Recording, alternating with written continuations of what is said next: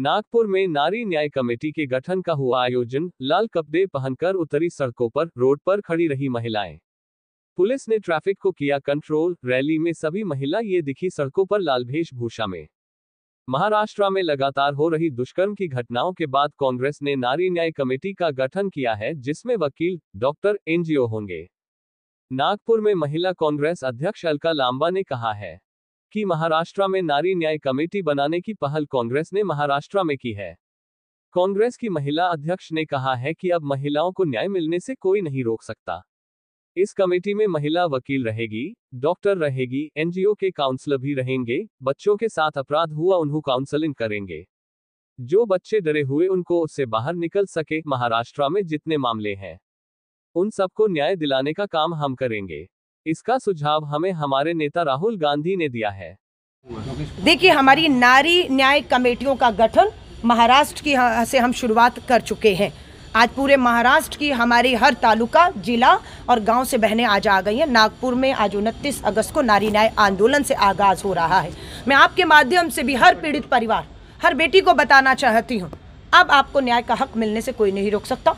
हमारी कमेटियाँ इतनी सशक्त हैं कि उसमें महिला वकील होगी, उसमें महिला डॉक्टर होगी, उसमें एनजीओ से काउंसलर होंगी कि बच्चियों के साथ अपराध हुआ तो उन्हें काउंसलिंग देने की सख्त ज़रूरत है, ताकि वो डर और सहमी हुई हैं जो उनके साथ हुआ, उससे हम उन्हें बाहर निकाल कर इस लड़ाई को हम आगे ले पाएँ। उन्हें आर्थिक मदद चाहिए, उन्हें कानूनी मदद चाहिए, कानूनी सलाह चाहिए, वकील चाहिए, काउंसलिंग चाहिए।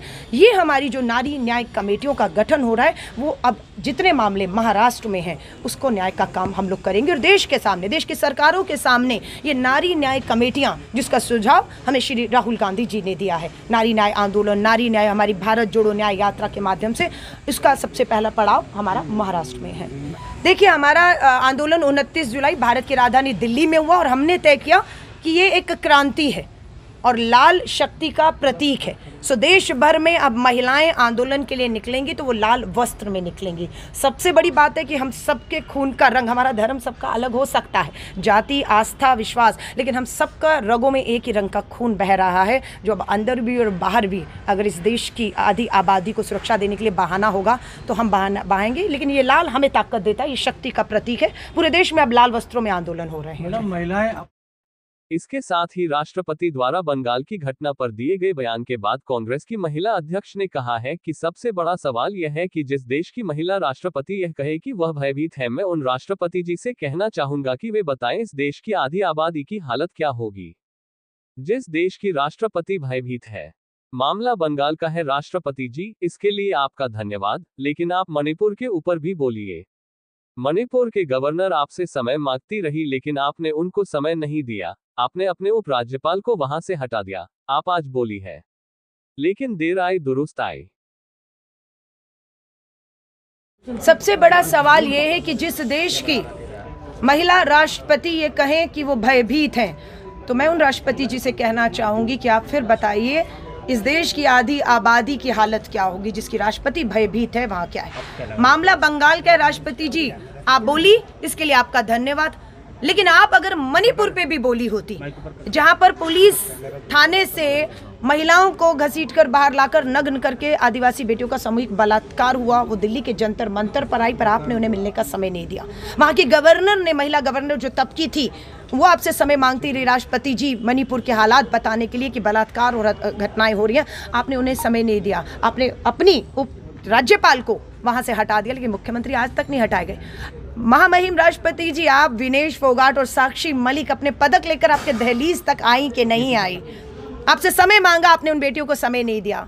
हम उम्मीद कर रहे थे राष्ट्रपति जी आप विनेश फोगाट, साक्षी मलिक और इन बेटियां जो आपसे मिलना चाहती हैं अपने राष्ट्रपति भवन में बुलाएंगी, गले लगाएंगी, पदक उनके गले में डालकर विश्वास दिलाएंगी कि वो भाजपा का जितना मर्जी बड़ा नेता है, सांसद ब्रजभूषण शरण और कुलदीप सिंह सेंगर, ये सब न्याय मिलेगा। लेकिन आप उसमें भी चूक गए।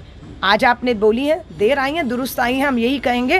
लेकिन देश में 2.5 लाख नाबालिग बेटियों के, महाराष्ट्र के थाने के बदलापुर में भाजपा नेता के स्कूल में 3 साल की नर्सरी में पढ़ने वाली बच्चियों के साथ गलत काम हुआ है। बदलापुर में भी आंदोलन हो रहा था, आप तब भी चुप रही महामहिम जी।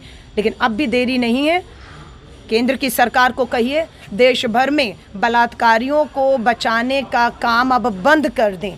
क्योंकि सच ये है, बेटियों को न्याय इसलिए नहीं मिल रहा राष्ट्रपति जी क्योंकि बलात्कारियों को सत्ता का संरक्षण मिला हुआ है, बलात्कारी की सत्ता में भागीदारी है, इसलिए नहीं हो रहा राष्ट्रपति जी। मैं महिला कांग्रेस की राष्ट्रीय अध्यक्ष हूँ, 28 राज्यों के दौरे करके पीड़िताओं को मिलकर आई हूँ। मैंने भी राष्ट्रपति जी आपसे बार बार मिलने का समय मांगा और आपने मुझे अभी तक पिछले 6 महीने से समय नहीं दिया है ताकि मैं आपको देश की सच्चाई और हालात बता सकूँ और आपसे कहें, लेकिन आपने स्वीकारा कि आप भयभीत हैं इस सरकार में जिसने बेटी बचाओ का नारा दिया, तो देश की बेटियों का क्या हाल होगा यह देश। चंद्रपुर लोकसभा से पहली बार सांसद बनी प्रतिभा धानोरकर ने कहा कि आज देश में महिलाओं के साथ अत्याचार हो रहे हैं। जगह जगह केंद्र सरकार हो या राज्य सरकार का कोई कंट्रोल नहीं है। आज लांबा जी ने न्याय रैली की जो शुरुआत की है बहुत सराहनीय है। हम गांव गांव शहर शहर जाकर लोगों की समस्या को दूर करेंगे और लोगों को न्याय दिलाएंगी।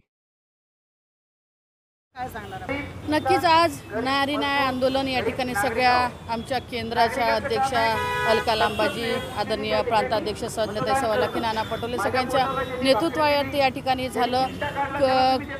कलकत्त्यात ज्या पद्धतीनं महिला डॉक्टरवरती अत्याचार झाला, त्याच्यानंतर बदलापूरचं प्रकरण झालं, आमच्या चंद्रपूर जिल्ह्यात नागभीडमध्ये एका मतिमंद महिलेसोबत जे प्रकरण झालं, कुठंतरी आज महिला सुरक्षित नाही ही भावना प्रत्येक महिलेच्या मनात आहे आणि त्याच्यासाठी जर का आपल्या स्वतःच्या सुरक्षेसाठी रस्त्यावर उतरून महिलांना आंदोलन करावं लागत असेल तर यापेक्षा दुसरी शोकांतिका ही एक महिला म्हणून मला या ठिकाणी विधानसभा निवडणुकीत राज्यभरात प्रचाराची धुरा जर पक्षाने दिली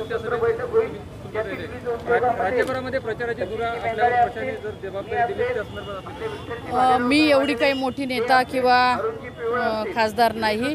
मी पहिल्यांदा निवडून आलेली खासदार आहे, एकतर आमदार म्हणून राहिली आणि माझ्या लोकसभा क्षेत्रात साधारणतः 6 विधानसभा येतात आणि खासदार म्हणून माझ्याकडे त्याही विधानसभेच्या जबाबदाऱ्या येऊ शकते। प्रचार करत असताना जिल्हाध्यक्ष असतील, आमचे सगळे पक्षाचे पदाधिकारी असतील, त्याच्यामुळे लोकसभा क्षेत्राची जबाबदारी असताना महाराष्ट्रात फिरण्याचा प्रश्नच या ठिकाणी उद्भवत नाही। पण एखाद्या ठिकाणी पक्षांना सांगितलं की महिला म्हणून एखाद्या विधानसभेत जर का तुम्हाला जायची गरज पडली तर नक्की पक्षांना दिलेला आदेश त्या ठिकाणी मी नक्की पाळेल।